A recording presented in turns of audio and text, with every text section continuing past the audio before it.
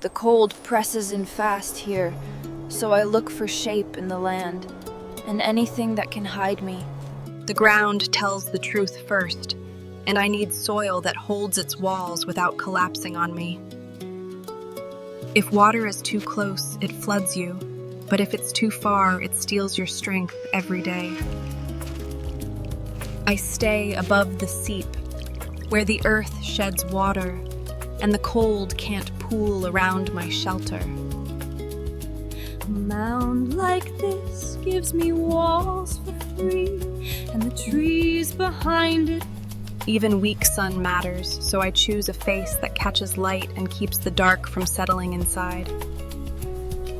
If the soil stays tight under my hand, it can hold a roof, and it can hold my life. I don't need perfect wood, only honest wood, the kind that breaks early instead of later. I keep the home small, because small warms faster, and the forest notices less. Stones don't rot and they don't bend, so I gather them now, one piece at a time.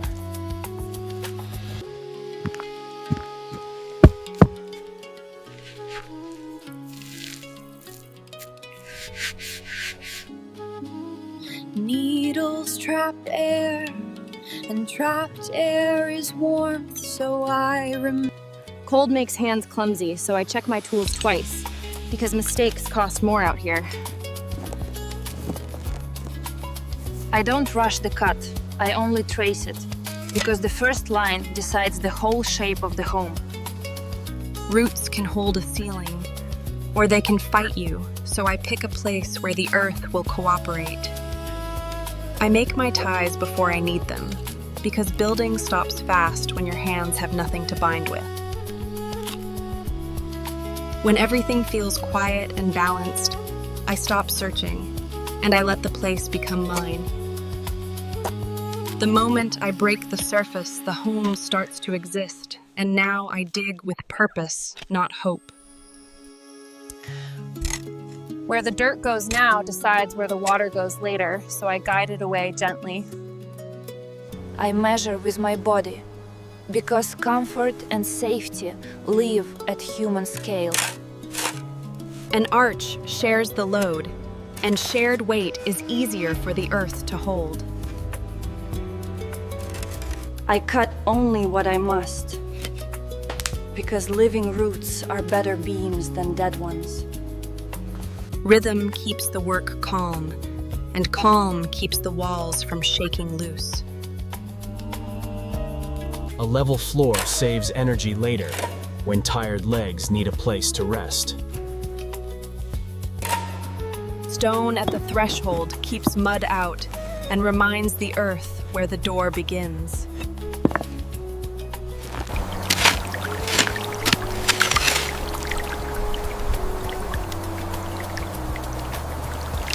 Sound tells me more than sight, and a solid ceiling answers back softly. Small spaces hold tools and thoughts, without asking the walls to carry more. Packed walls breathe less cold, and they stand longer without slumping. I stage materials close, so the work never breaks its own flow. A low door keeps heat in and invites me to bow, reminding me to move carefully. Light shows where life wants to sit, even on the shortest days. Dry feet mean warmer nights, so I correct the slope while it's easy. Order calms the work, and calm lets me go deeper without rushing. Now the ground opens further, and I follow it slowly, letting the shelter take shape from inside. I draw the room before I carve it, so the earth knows what I am asking for. Slow cuts keep the walls calm, and calm walls stay standing. A rounded ceiling carries weight like water flows, without sharp pressure points. I trust my hands more than guesses, because they feel danger before my eyes do.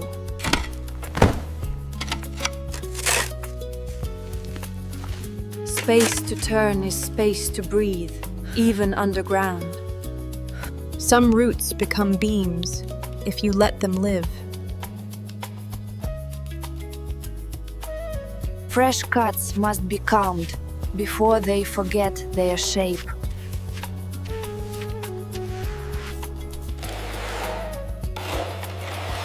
Sometimes depth comes from below, not above. Stone keeps the earth honest, where feet will pass again and again. Every tool needs a home, or it gets lost in the dark. When the ceiling answers softly, I know it trusts its shape. Straight walls guide weight gently, like rails guide a path. I can already see the frame before it exists, and that makes the work lighter. If I can sit without fear, I can rest here later. Small seals now prevent big cold later. Clean space keeps my mind clear as well. Shape comes before strength, and this shape feels right. The earth is formed now, and next I will give it bones. Wood and earth meet slowly, so neither one is shocked by the other.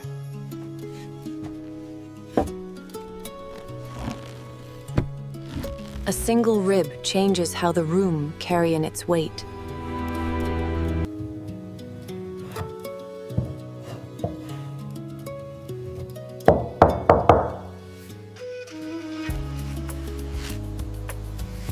When pieces are tied together, they stop standing alone.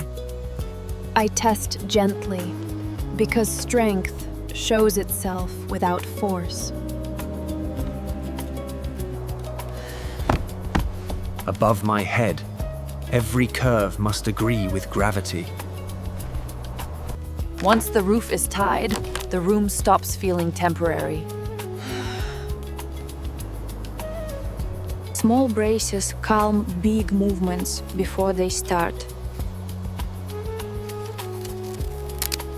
Trapped air is invisible, but it is the warmest thing I can build. As the ceiling fills, the forest grows quieter around me. Warmth leaks through thin places first, so I search for them now. When gaps vanish, cold has nowhere to enter. The door is the weakest place, so I treat it with extra care. When the walls stop answering back, they are ready. Even a sealed place must breathe a little. A quiet roof means it trusts its own shape.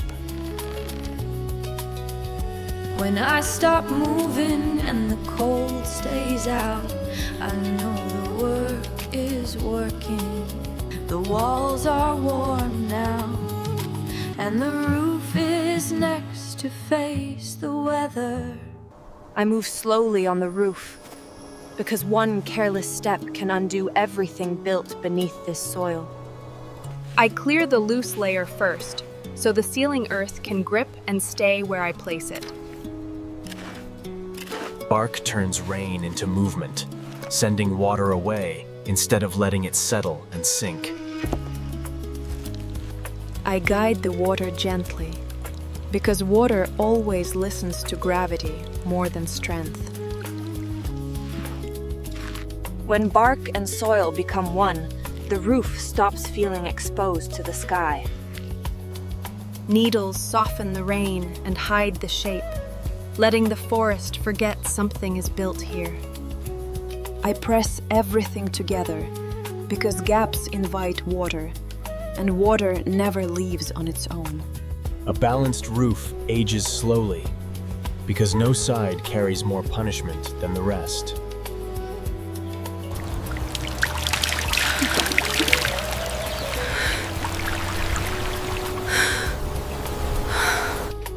Small leaks become big problems, so I erase them while they are still small.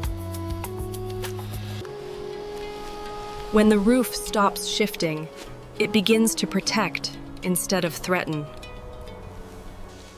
I hide the roof gently, because survival often depends on being unnoticed. A small overhang saves many cold nights by keeping the doorway dry. Inside, the wind sounds distant now, like it no longer has permission to enter. Dry earth above me feels like trust, slowly earned through careful work. Walking around it now feels different, because this place is no longer just ground. With the roof sealed, the shelter can finally defend me from the weather ahead.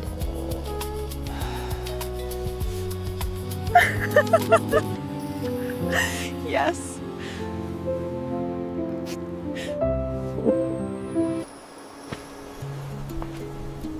Now that the roof holds, I turn inward. Cold rises from the ground quietly, so I soften it before it reaches my body. When the floor gives a little, it gives warmth back at night. Fire needs its own place, or it will take one without asking. I seal the fire base carefully, because mistakes here never forgive you. Fire should be fed without leaving the shelter, especially when weather turns cruel. Smoke shows me how air moves, and air decides whether I can rest safely here. A shelter must breathe, or it slowly turns against you. Sleeping above the ground saves warmth and keeps the body from giving heat away all night. Comfort is not luxury here. It is fuel for tomorrow's strength. When tools have order, the mind follows quietly behind. Even dim light shapes how a small space feels to live in. A small fire teaches patience, warming without threatening what surrounds it. I feel the heat travel, making sure it stays with me instead of escaping.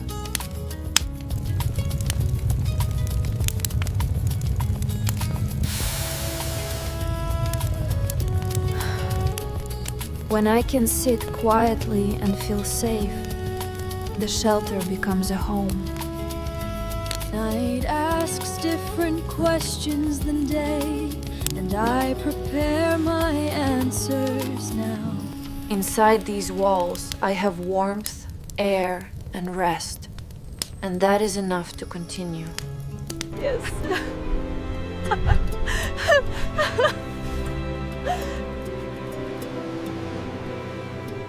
I shape the light gently, because harsh brightness breaks the calm this place depends on.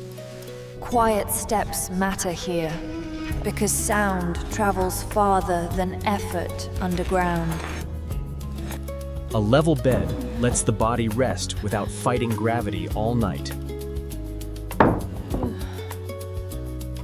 I soften the edges now, because tired hands find sharp mistakes easily. Sitting close to warmth makes waiting feel shorter and nights feel kinder. Order keeps panic away when the weather or darkness presses hard.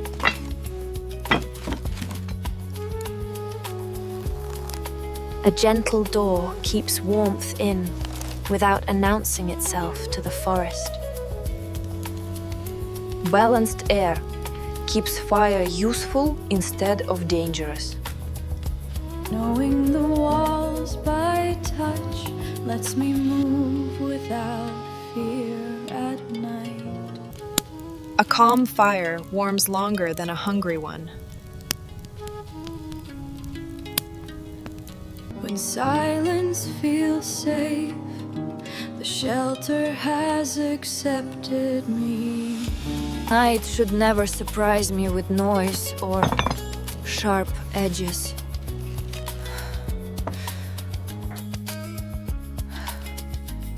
Small comforts protect strength better than any wall. Darkness should feel like rest, not threat. A quiet roof lets the mind finally slow down. When movement feels natural, the shelter is complete inside. My body finally believes the work is finished. Everything has its place now, and I am ready to let the shelter speak for itself. When light enters calmly, I know the shelter no longer needs to hide from the day. Standing here, I feel the forest and the shelter finally accept each other. Going back inside feels different now, like returning rather than hiding. Silence here is no longer empty, it feels full and protective. This wall remembers every hour of work, even if no one else ever sees it.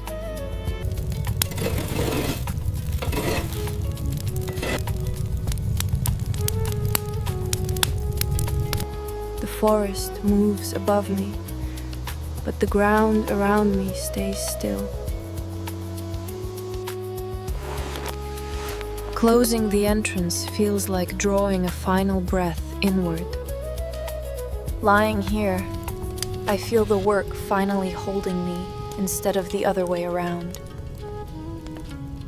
The ceiling carries earth and sky, and it carries my trust now. When my breath matches the space, rest comes without effort. My hands no longer need to work, and that feels like success. Sounds outside no longer demand my attention, and that means I am safe. Warmth stays with me now, instead of escaping into the ground. I stop measuring and testing, and simply accept what I have built.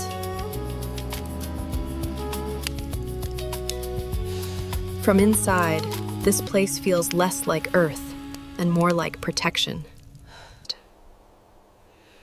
After all the effort, stillness becomes the reward. Nothing more is needed now, because the shelter and I are finally at rest.